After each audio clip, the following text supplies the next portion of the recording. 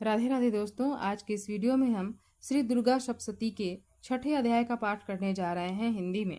मैं सर्व ज्ञानेश्वर भैरव के अंक में निवास करने वाली परमोत्कृष्ट पद्मावती देवी का चिंतन करता हूँ। वे नागराज के आसन पर बैठी हैं। नागों के फणों में सुशोभित होने वाली मणियों की विशाल माला उनकी देहलता उद्भाषित हो रही है। सूर्य के समान उनका तेज है।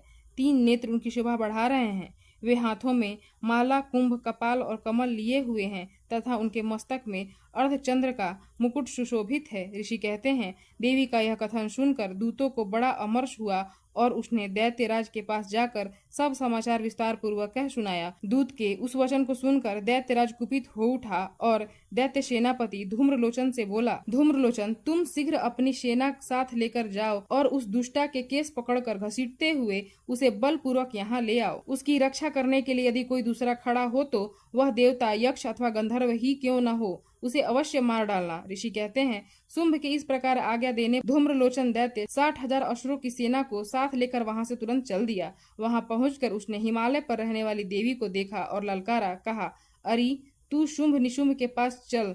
यदि इस समय प्रसन्नता पूर्वक मेरे स्वामी के समीप नहीं चलेगी तो मैं बलपूर्वक झोंटा पकड़कर घसीटते हुए तुझे ले चलूंगा। देवी बोली, तुम्हें दैत्यों के राजा ने भेजा है। तुम स्वयं भी बलवान हो और तुम्हारे साथ विशाल सेना भी है। ऐसी दशा में यदि मुझे बलपूर्वक ले चलोगे तो मैं तुम्हारा क्या कर सकती हूँ। ऋषि कहते हैं, देवी के यो कहने पर असुर धूम्रलोचन उनकी ओर दौड़ा।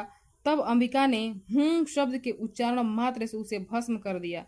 फिर तो क्रोध में भरी हुई दैत्यों की विशाल सेना और अंबिका ने एक दूसरे पर तीखे सहायकों, शक्तियों तथा फर्शों की वर्षा आरंभ की। इतने में ही देवी का वाहन सिंह क्रोध में भरकर भयंकर गर्जना करके गर्दन के बालों को हिलाता हुआ असुरों की सेना में कूद पड़ा। उसने कुछ दैत्यों को पंजे से मारकर, कितनों को अपने जबड़े से और कितने ही महादैत्यों को पटक कर ओंठ की दाढ़ों से घायल करके मार डाला। उस सिंह ने अपने नखों से कितनों के पेट फाड़ डाले और थप्पड़ मारकर कितनों के सिर धड़ से अलग कर दिए। कितनों की भुजाएं और मस्तक काट डाले तथा अपनी गर्दन के बाल हिलाते हुए उसने दूसरे दैत्यों के पेट फाड़कर उनका रक्त चूस लिया। अत्यंत क्रोध में भरा हुआ देवी के वाहन उस महाबली सिंह ने क्षण भर में ही असुरों की सारी सेना का संहार कर डाला। शुंभ ने जब सुना कि देवी ने धूम्रलोचन असुर को मार डाला तथा उसके सिंह ने सारी सेना का सफाया कर डाला, तब उस दैत्यराज को बड़ा क्रोध हुआ। उसका ओंठ कांपने लगा। उसने चंड और मुंड नामक 2 महादैत्यों को आज्ञा दी, हे चंड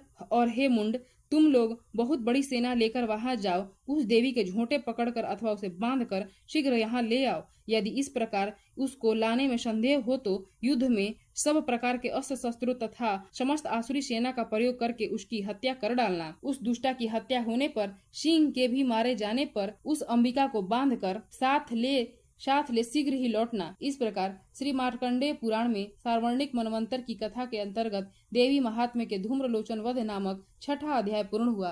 प्रेम से बोलिए दुर्गा मैया की जय।